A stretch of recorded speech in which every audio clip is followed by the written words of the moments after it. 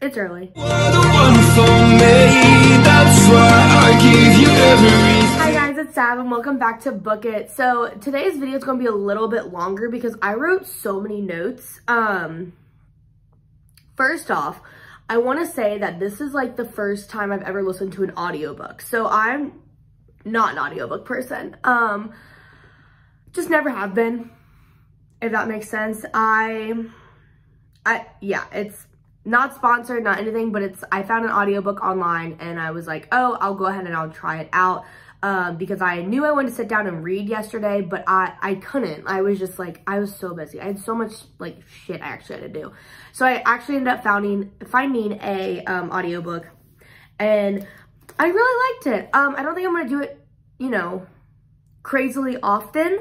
But when I make a video, I will tell you, like, I listened to this one on audiobook, but I did follow along in the real book. But today we are talking about Local Woman Missing. So this book is by Mary Kupika. Yeah, sure. And this book had a lot of mixed reviews. That's why I was like, I don't really know if I want to read it. But when I found an audiobook on it, it was great. Actually, I'll tell you, I found the audiobook literally on YouTube. So it was free. So I went with it. And I actually ended up tagging a lot, like following along very like heavily, like, okay, you know, keep what's going on. Because at first I was very confused. The whole first like 2 chapters, I was really lost. But this book had a lot of really mixed reviews overall. There's some people who are like, oh my God, this is the best book ever. And then others were like, wow, this book trash. And I was kind of concerned. But you know, I was like, maybe people aren't like thriller readers. Maybe they don't get certain aspects. Let me give it a shot. And I would like to say that, I'm very grateful that I chose to do my first audiobook as this one, because I personally don't think I would have gotten through the prologue and part 1 and part 2 without it, because part 1 and part 2, I understand like story, world building, I get it. The first, I want to say like 40 pages is just like world building, which is great and awesome and amazing, but I just personally was like, no. And it was dragged out. It was very long, which I understand that's probably a big reason a lot of people were like, oh, I didn't finish this book. I stopped after, you know, part 1. I get it, because part 2 is also world building. Like, yes, there's some dialogue. Yes, you get some backstory, but for the first chunk of the book, you are like trapped into this room with no windows and you just hear all about this room with no windows. But yeah, no. So heads up, I'm spoiling this book. My Goodreads spoils this book, because when I tell you, I have never written so much for a book. So this is my cheat sheet I go off of. Usually I'll stop like right here and then this is all like what I have to say.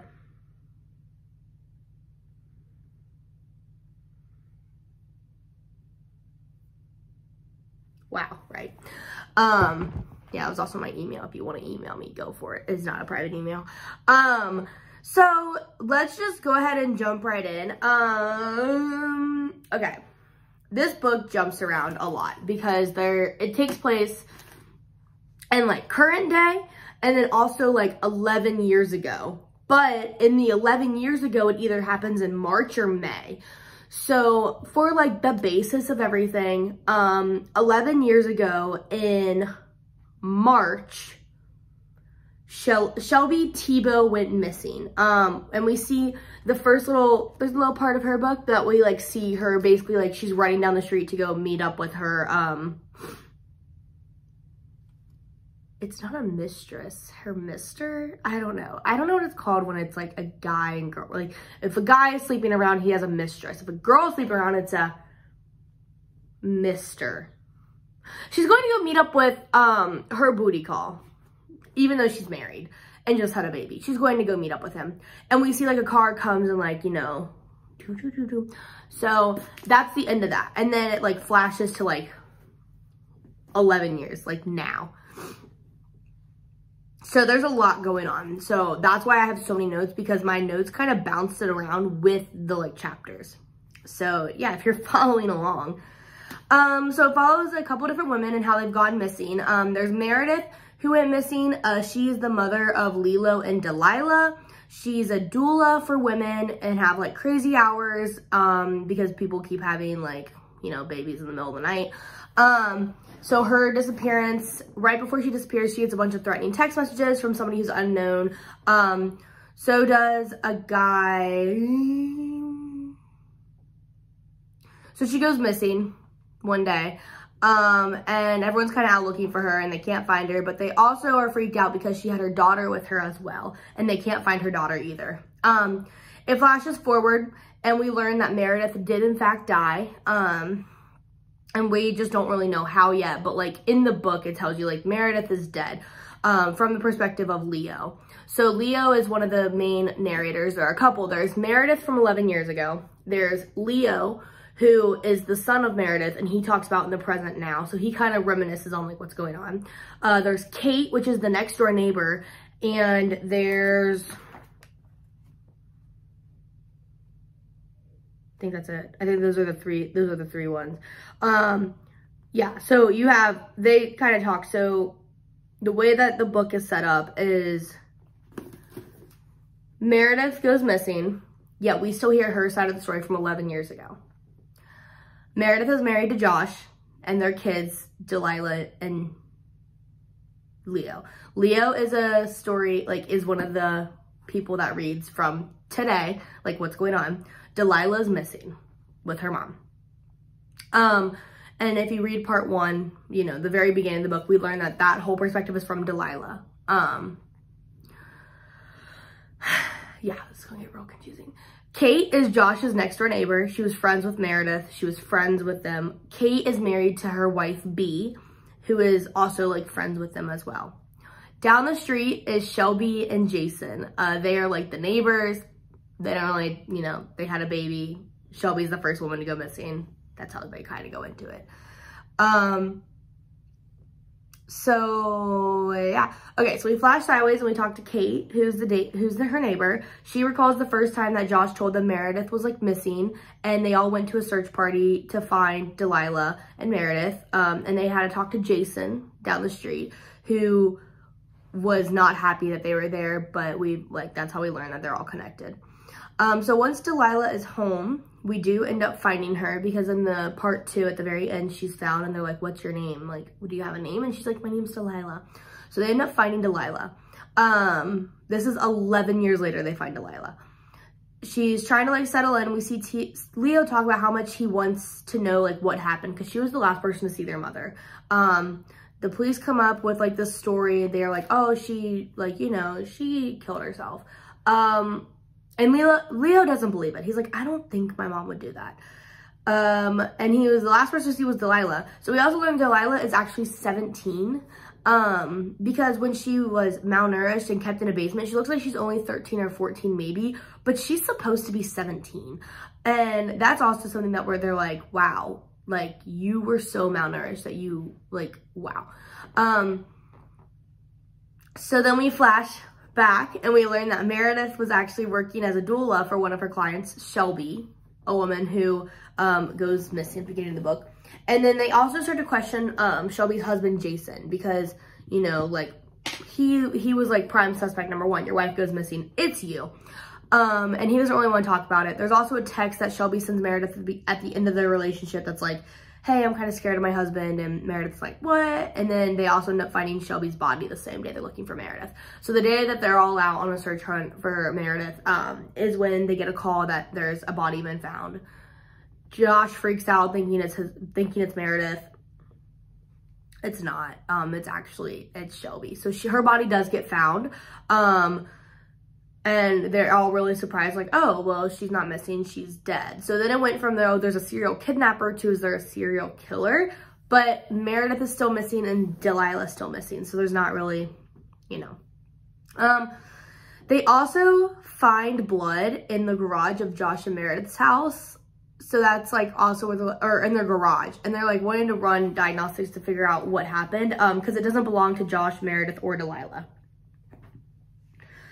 In current day, Leo is trying to get Delilah to open up a little bit, and he's trying to talk to her into not calling him sir and ma'am, because that's what she does, but he's trying to get her to like say his name and stuff, and they're having a really hard time with that because they're just not clicking, and he's like, what the hell? Something that's brushed over is when Meredith is speaking and dropping off Delilah at school, she gets upset because Cassandra and Amber's daughters are having like a play date without Delilah. So Cassandra and Amber are like two other moms in the neighborhood, and she's like, oh, you're not inviting my daughter. And then she goes into this basically like inner monologue where she talks about how she knows Cassandra's husband, Marty, from like back in the day. And the way she phrases it is like they're having an affair. They're not. I don't know why she phrased it like that internally. She was like, oh, she can't know about me and Marty.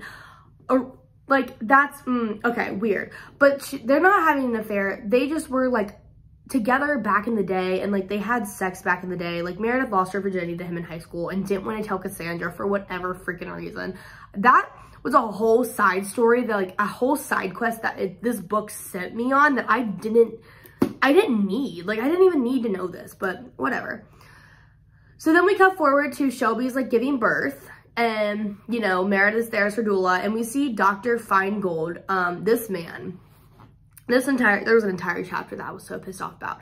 Dr. Feingold is a doctor who is literally the most misogynistic asshole guy ever. He would mansplain everything to you.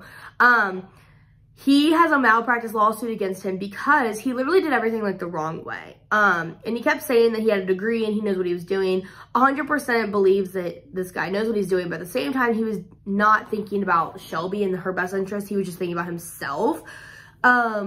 So they end up, you know, using forceps to pull the baby out, and the baby actually comes out with forceps clips and is like, has a deformed head and actually has like some mental issues because of this. So he goes and he gets sued by Shelby and Jason. They're like, bro, we're suing you. You did this.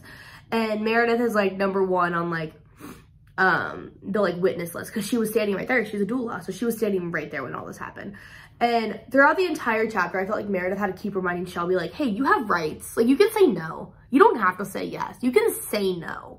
And Shelby's like freaking out. She's like, I can't say no. I'm in the hospital. And Meredith's like, dude, stand your ground. You have rights. Another side story, didn't really need, but I have. We learned that the people that took Delilah were found. They returned home and they were arrested, but they never found Gus on the property. So Gus at the very beginning was Delilah's friend, and you know, when she was taken by these people, yeah, and they tried to escape together, and she lost Gus in the forest. It was very sad because Gus was like a first grader, I think. Like he was little, like a little kid. Meredith and Cassandra have a whole big blowout over this Marty situation 11 years ago. Cassandra knows that Marty is cheating on her, and she thinks it's with Meredith because of how he sneaks out at night, which, if we think about this, we try to start putting like clues together. Marty was actually sleeping with Shelby because Shelby was going to meet up with the guy that she's cheating on her husband with, and she talks like about how in their previous arrangement he said his name was Sam, and she was like, I don't believe that's your name, but whatever. And like, you know, he was also cheating on his wife, so like they didn't really, it was like a comment, I don't know. It was like they're both sleeping with each other. But if you start putting 2 and 2 together, you realize that Marty was sleeping with Shelby, and that's how they're all connected in this little web of this small town. We also learned that B hit Shelby while drunk driving home with Meredith in the car from her birthday.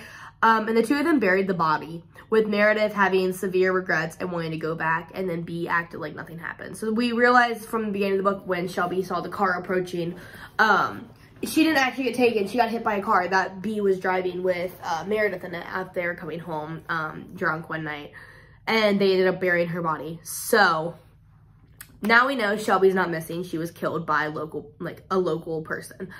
Meredith's car is then found in not present day. It's found at a motel 2 towns over, where her body was found, where she committed suicide, or that's what we are told. So yeah, so Cassandra's daughter, Piper, is older now, and she's at school, and Leo's back at school, and she tells, you know, him, like, her and Delilah used to be friends, and Leo's like, I remember, whatever. And she always says that one thing that's really weird is Delilah used to have a cleft chin. For those who don't know, it's like the dent in your chin. And there's something that, you know, there's photos that she has, and when she looks at the photos of Delilah in recent day and Delilah back then, they're very different. Yes, they have a lot of similarities. They look similar. They, you know, all this stuff. But when Leo brings this up to his dad, Josh takes him to the police department, and he's like, what's going on? I mean, like, cleft chins don't just go away. This is when they are found that the girl living in their house is not actually Delilah. It's another little girl named Carly, who was kidnapped about a week after Delilah had gone missing from, like, St. Louis. She was showed pictures of, you know, Josh and Leo, because it was a high profile case, and the kidnappers wanted to, like, have these messages sent into this girl's brain in case one day she ever got out, that they would be known as, like, the infamous, like, kidnappers or whatever, which was so odd to me. Like, why would a kidnapper do this? Whatever. So they end up taking Carly back to the house to, like, collect her things, because they're going to take her to her actual family. And the police officer that, like, hid all this evidence is, like, got arrested. Like, psycho, right? I probably sound like I'm just a babbling idiot at this point, but I promise you this is what happens. At this point, the readers know that B has not only killed Shelby, but Meredith was having second guesses about this, and we learned that B killed Meredith. Came to her house one day when she was in the garage looking for her phone because Delilah was sick, and she was going to call Josh and tell him that she kept Delilah home because she had a fever. She kills Meredith because Meredith is like, I think I'm going to go to the cops. I think I'm going to tell the cops I'm living with this terrible guilt that we killed Shelby Tebow, and I can't live with it anymore. That's when basically B knocks her out with a hammer to the back of the head and gets blood on the garage. So flash sideways, the blood is not Josh or Meredith's, it's B's. And then we also know that's when Delilah was standing there in the doorway and she saw all this happen. So B did it. She did all of it. So that's when B takes Meredith to a motel, and that's when she's like, all right, you're going to kill yourself now, and makes it look like a suicide, even though that's not what Meredith wanted. We find the Delilah, the real Delilah, when they're searching properties for Carly. So Carly is, like, packing up her things. She ends up taking off and running because she's just a scared little girl. They want to search every property, so they go over to Kate and they're like, can we please search, you know, this back shed area that is B's music recording studio? And she's like, yeah, go for it. Like, you should, yeah, search it. And B's like, oh, I gotta go get the keys. And then B dips. B freaking hits the hay. And they're like, well, that wasn't sketchy at all. So they actually break down the door and they find Delilah. The actual Delilah has been upstairs of this recording studio for 11 years. This is a space where Kate didn't go because she considered it an office and she wanted to give, like, B her space. The real Delilah told the story that she witnessed her mother being killed and was immediately taken to be held hostage in this house for 11 years. Kate is shocked that she never knew that she was literally 100 feet from her house. The couple that kidnapped Carly also confessed when they returned that they were just copycat killers and they wanted the same for the Delilah story, but they end up going to jail. B is captured a few days later when she tries to purchase a fake ID. At her confession, Jason is released because he was arrested for Shelby's murder, even though he didn't do it. But he returns to an empty home since his wife is dead and his baby is gone, because they find out that the daughter that he had with Shelby was not actually his. It was Marty's. So he served 11 years for a crime he didn't commit. Kate is broken and she feels so much guilt. She's very innocent about the whole thing, but she honestly feels guilty. And her and Josh end up, like, becoming friends because they went through such a traumatic thing together, and she just doesn't go see B anymore because she's like, I can't do this anymore. So yeah, that's the story.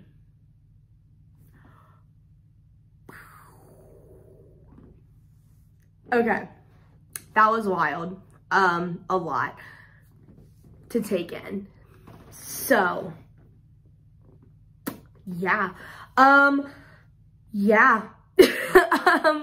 So a lot happened in this book.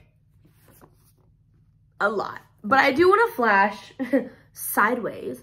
And there were a couple questions at the end of the book that, like, were open for discussion. And I was like, I'm going to give my opinion on them. Because I don't normally do stuff like this, but I thought it would be fun.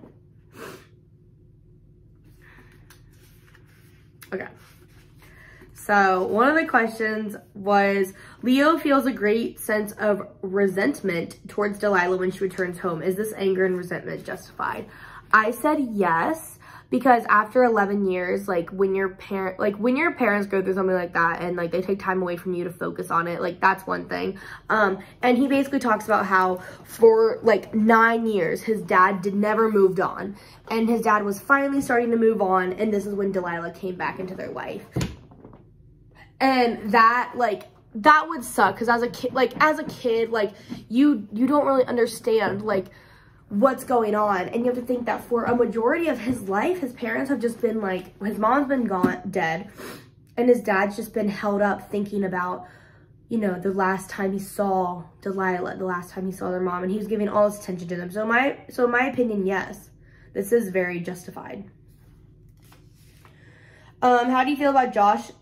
I didn't put these in there, but how do you feel about Josh as a husband and father? Did you ever consider him a suspect? No. I didn't. Let me elaborate. Okay, I'll elaborate. I just didn't. He didn't have that tone. He didn't have that, like, suspicion about him. I genuinely believed he was a husband that was missing his wife, and his reactions were very valid, and his reactions were exactly what, you know, they were not expected to be, but exactly what they would be if he didn't do it. So Meredith tries to find a work-life balance while having 2 young children and a very unpredictable schedule. How do you feel about Meredith as a mother and how she raised her children? I think she was very busy, but she always gave time to her children, both of them, because there were many times where she just called off work and she really cared about her kids. Because when everything happened with Leo and the toy chest, when he was at not pre-K, but daycare, she like lost her mind, as a mother would. And she also felt very like bad for her daughter when her daughter was left out of stuff that like Amber and Cassandra's daughters were doing. So I understand that. In the suburban Chicago weather, there's a lot of stormy spring weather added to the atmosphere. Does it add? Like, how does it add? I think it makes it more realistic, because yes, Chicago gets a lot of rain, so it also makes it creepier. Everything's creepier in the rain. This novel discusses violence and abuse. Did it surprise you when to learn the things Meredith had witnessed as a doula, or read about Shelby's experience giving birth? No, it didn't. So I personally have never given birth.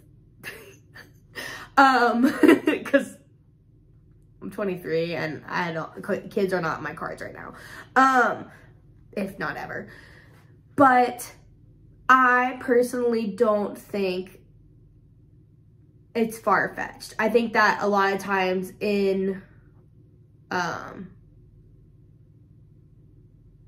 situations like this, it's very confusing for a new mother, especially a new mother. And I think that hospitals and doctors are allowed to get away with a lot more when you don't know what you're expecting. If you go in for a same routine that you get done every year you go in, you get the same procedure done. You know what's going on. You know what to say. You know all this stuff.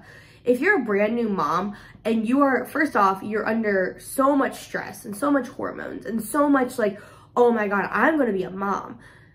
You're not thinking about what's right and what's wrong. And I think a lot of time women do forget this. I know nothing. I want to say that. I know nothing. But I do believe everyone should know their rights. That's it. Discuss the choices that B and Meredith made the night of the hit and run. Do you think B is a cold-blooded killer or a desperate woman with no other way out? Was Meredith as complicit as B? I think B was literally just a killer.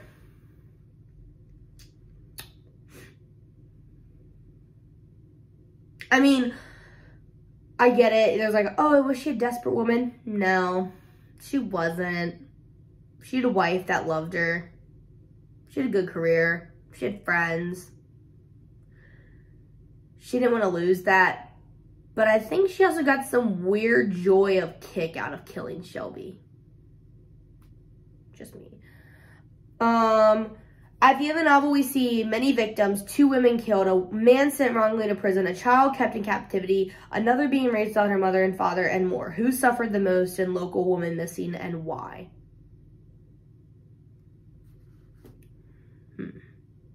I could be a cliche and say, like, the women that died, like Shelby and Meredith. Or I could say Carly, because Carly was treated like crap, and then she thought she got home, and that wasn't her home. Delilah was at least held in captivity, but treated slightly better. I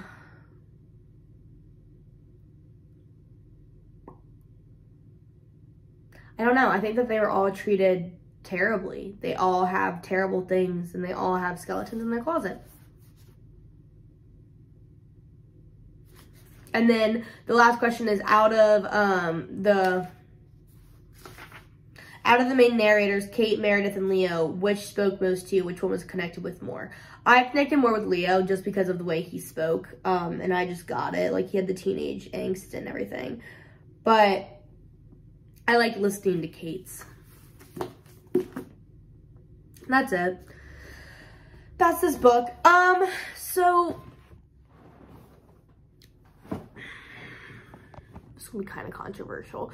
So originally I had this book as a 4 out of 5 because I was like, oh, it was good, but I think I'm going to change that to a 5 out of 5 because this book was a lot. And there was a lot crammed in there. I think it was hard for me to get through the first couple of parts, but if you can get through the first, like, prologue, part 1, part 2, you definitely can get through this book. And it is really good. Like, once you break it down to the fundamentals, like, it is a very good book.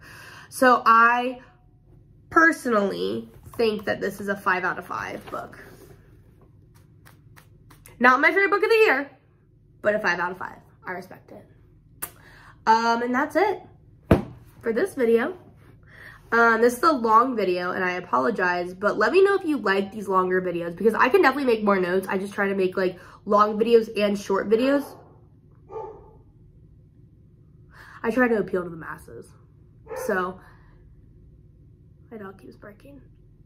Hope no one's in the house. That'd be creepy. Also, why would I say that? Because now I'm freaked out thinking there's someone in my house. I'm gonna go check on that. Thank you so much for watching. Please like and subscribe. It helps me so much more than you actually realize. And until next time, bye!